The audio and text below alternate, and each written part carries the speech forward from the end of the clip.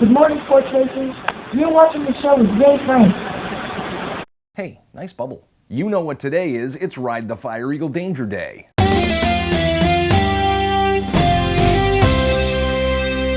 That was pretty awesome. Wouldn't it be cool if there was a claymation intro? Just saying. The New York Times reports that the Pentagon is revamping its public affairs operations in an attempt to, how would you say, correct news coverage. The effort was conceived by Assistant Secretary of Defense Doran Smith and has so far focused on challenging criticisms of the war in Iraq and Donald Rumsfeld. The effort includes podcasts, blogs, and direct phone calls to reporters who were perceived to be off message. A senior military official said that this is an attempt to communicate directly with the American people without having to go through the traditional media. Totally. Cut out the middleman. If you want to know what's going on with Rumsfeld, just ask Rumsfeld. Listening to traditional media is like being on the crap end of a telephone game. It's like when Donnie says everything's cool in Iraq, just chill out, the traditional media comes out and writes Donnie screwed up and you should fire his ass. What the hell's that? They're screwing it all up. It's not propaganda. Think of it as a police escort that makes sure that the message comes through unharmed. Speaking of problematic middlemen, so there's this little federal agency called the Office of the Special Inspector General for Iraq Reconstruction. Their job was to examine how reconstruction money was spent in Iraq because there were problems. Stuart Bowen, a Republican lawyer, headed up a number of investigations for the agency, sending a number of American occupation officials to jail on bribery and conspiracy charges, and exposing a bunch of crappy construction work by companies like Halliburton. This past week, that same agency reported that the military had lost track of thousands of 9mm pistols and hundreds of assault rifles that had been shipped to Iraq. It turns out we forgot to write down the serial numbers of about 500,000 weapons that were sent over there. Some of this news has been a bit embarrassing for the Bush administration, which has been known to tout the reconstruction efforts from time to time. It's a bit off message. So what do? Cut out the middleman. About 2 weeks ago in a closed session, Republican lawmakers slipped a little clause into a piece of legislation. The clause terminates that meddlesome little federal agency. Since then, a number of lawmakers have expressed outrage, claiming that they didn't know that the clause was in the final legislation. If she ain't talking right, you shut her down. A small town story from Issaquah, Washington has gathered some national attention this week. Apparently this past summer, a school bus drove by the presidential motorcade. U.S. Representative Dave Reichert was riding along with the prez and said that the school kids waved. The bus driver, however, didn't. She flipped the president off. Bush told Reichert about the bird and Reichert ratted to the school board. This September, that school bus driver was fired because of the incident. See? Cut out the middleman. Woman.